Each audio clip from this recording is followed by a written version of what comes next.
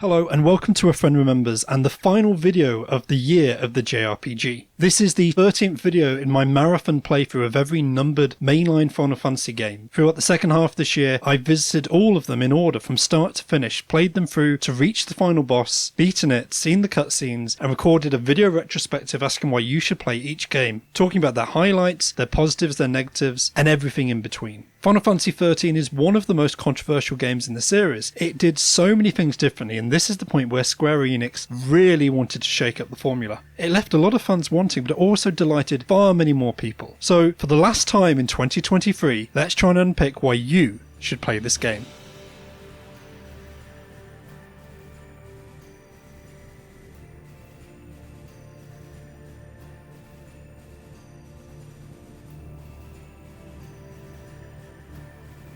As a rule of thumb, you don't need to have played any other Final Fantasy game to pick up anywhere else in the series. There's common themes, there's common overlaps, but the worlds are almost entirely separate. The storylines start from a new position every time for a brand new cast of characters. Up until now, however, there has been one common theme that has united Final Fantasy 1 through 12. The first dozen games in the franchise show the rise and gain of popularity of turn-based combat battle systems. Throughout the 8-bit, 16-bit and 32-bit generation systems, the developers at Square took a gaming franchise and put themselves at the forefront of a genre. Jumping from Nintendo to the Sony PlayStation, they took Final Fantasy VII to become one of the most important games in video game history. And for 2 console generations, they rode high as one of the premier franchises in the video game world. Final Fantasy XIII was the first game to release on the 3rd PlayStation console generation, and also get a simultaneous release across 2 different consoles, as this game also released on the Xbox ecosystem. This was a first for the franchise. It was the first game to be produced in high definition graphics. It was supposed to be the relaunch of a whole new era.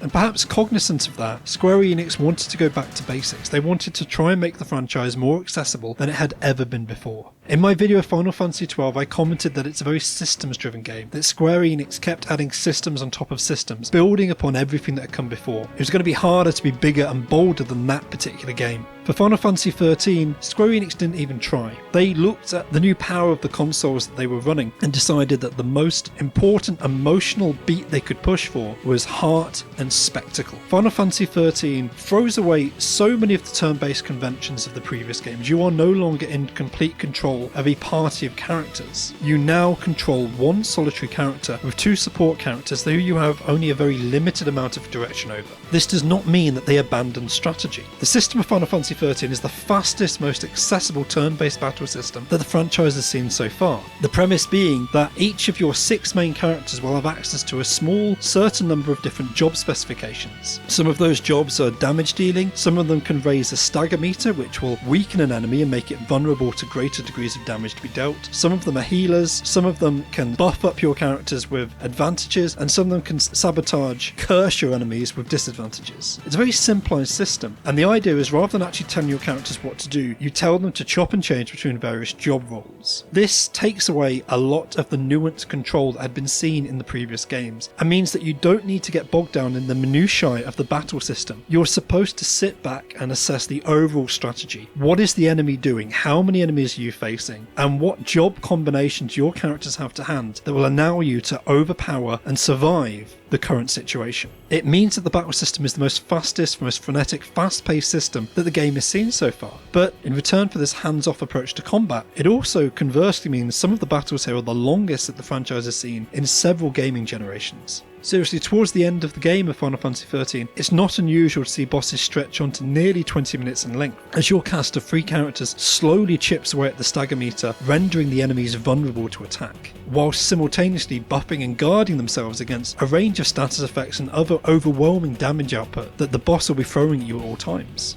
This combination of not being able to actually engage in the details and individual control of your party's character members turned a lot of people off this game, and means that the combat system is one of the most misunderstood in Final Fantasy history. I started by describing it as accessible, and it really is. You don't need any skill at turn-based mechanics to play this game. It even has an auto battle feature, so the computer can choose what the most appropriate attacks to target an enemy with in a given scenario. But the battles are rendered in these three-dimensional environments where your characters will move around the battlefield, and you've got no direct control over their locations. Apart from, you do have a subtle influence. If you have all three characters controlling jobs, which are traditionally spellcasting, they'll all hang back away from the enemy, which means they're bunched up together, and if the enemy targets you with area of effect attacks, all of your characters will be hit at once. You're best having a combination of jobs where one character is doing physical damage, which means they're getting up close and personal with the enemy, whilst the other two are hanging back away, and therefore your party is not susceptible to be wiped out in one hit. And that's something that the end game will ramp up and will challenge you on. This is a combat system that's easy to pick up, but it requires a lot of skill to master, and subtle techniques such as the one I just described are not well explained to you at all, which is frankly bizarre because the game's tutorial lasts over a dozen hours. Despite the ease of access, it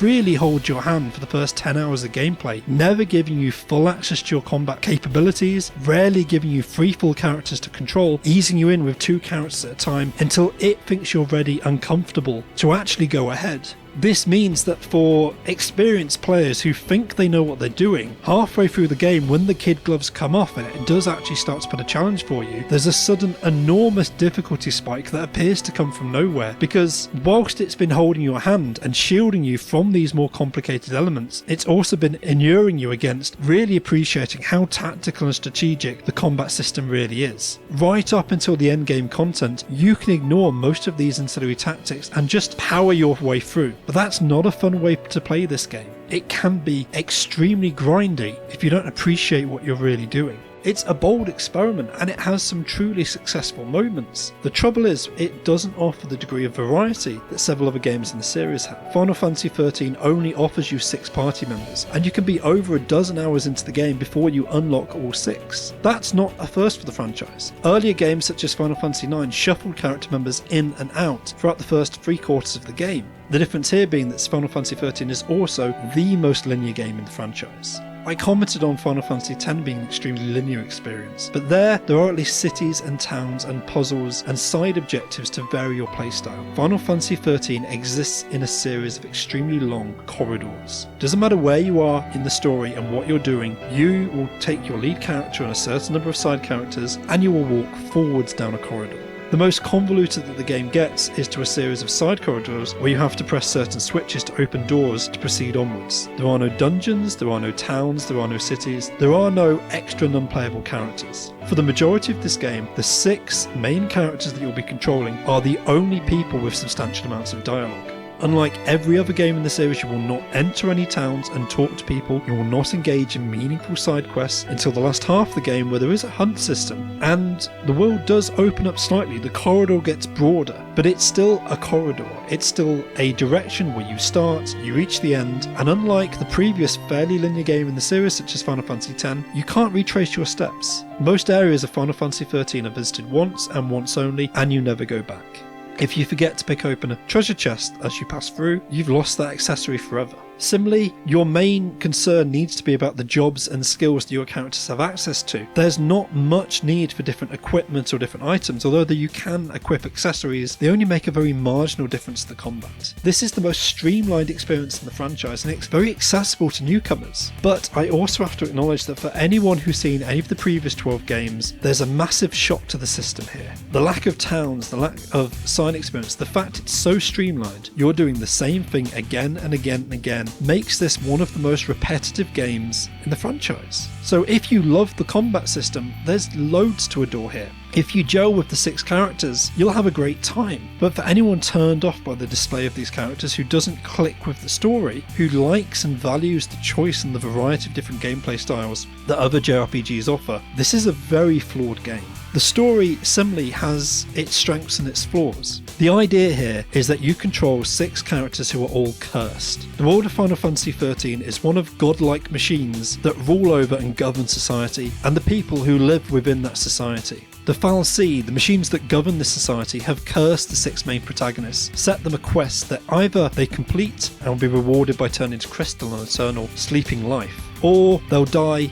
and lose their souls forevermore. There's no happy solution here. The rest of society hates them because they're branded. They're no longer fit members of the human race. They're to be outcast and disposed of. So your 6 characters will fight against their fate. They'll push back. They'll try and find a way through to find a future that has been denied of them. As the gameplay is extremely linear, the storyline is too. It starts in the middle, and for the first half of the game you're slowly replaying a big mystery over how this all began. One of the main characters is holding a secret, and it takes over a dozen hours for her to start to explain what's going on and open up what's really happening. And that also might be one of the reasons that this game is controversial within the franchise. For Neil, the narrator and main character, is a character who blows very hot and cold on different readers' patience until you start to unpick her secret and she opens up to the rest of the characters. Because there's an extreme lack of side characters for them to engage with, other people slowly enter the story, have a couple of scenes with them and disappear, but the majority of the dialogue is just between your main characters. All of them have a different reaction to being cursed. Some of them rage against the dying of the storm, whereas others give in to despair. There's a lot of high points here, but there's also a lot of drudgery. To just complete the story of Final Fantasy XIII, you're probably going to be putting in between 25 and 30 hours into. To do even a small amount of side quests, you're looking at more like 60 and 70 hours, and to complete the game, almost 100 hours. I've not really talked about the length of any of the other Final Fantasy games, because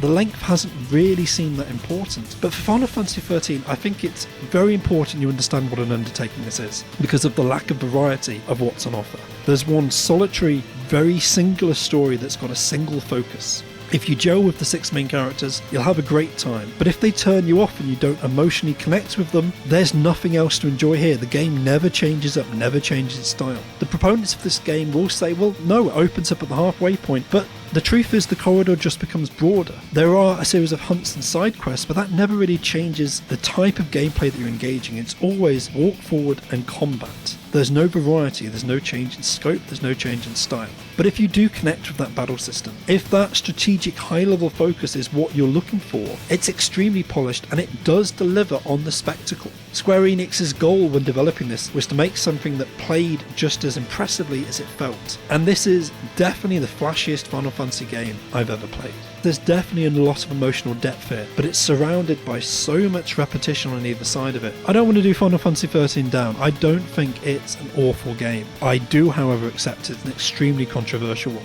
And this is the point in the franchise where the term JRPG started to become a dirty word. After slowly growing for a decade and a half, and then being one of the most recognised influential series for nearly 10 years, Final Fantasy XIII represented the point where Western RPGs began to grow, began to eclipse what was being produced in Japan. The shine began to come off this series, and use of the term JRPG as an insult and a slur did reach its way back to Japan. It's something that the developers and creators of this game were aware of. They felt they got the feedback and they weren't impressed by it.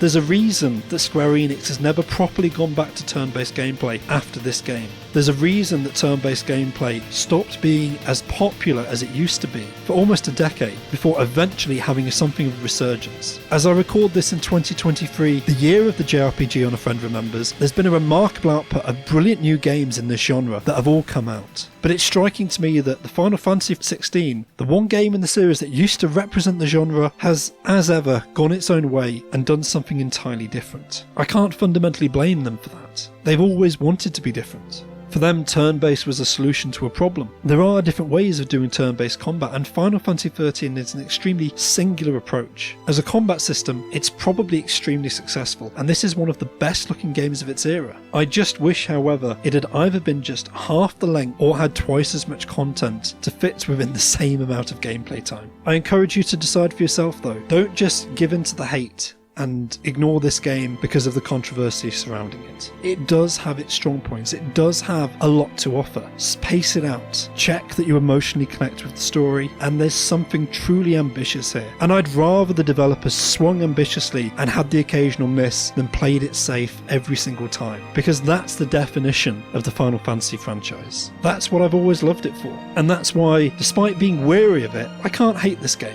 And if you've dipped your toe in and tried it out and loved or hated it for yourself, please let me know. Let me know what you thought of any of the games I've covered in the year of the JRPG: Final Fantasy, Dragon Quest, Phantasy Star, and others beyond.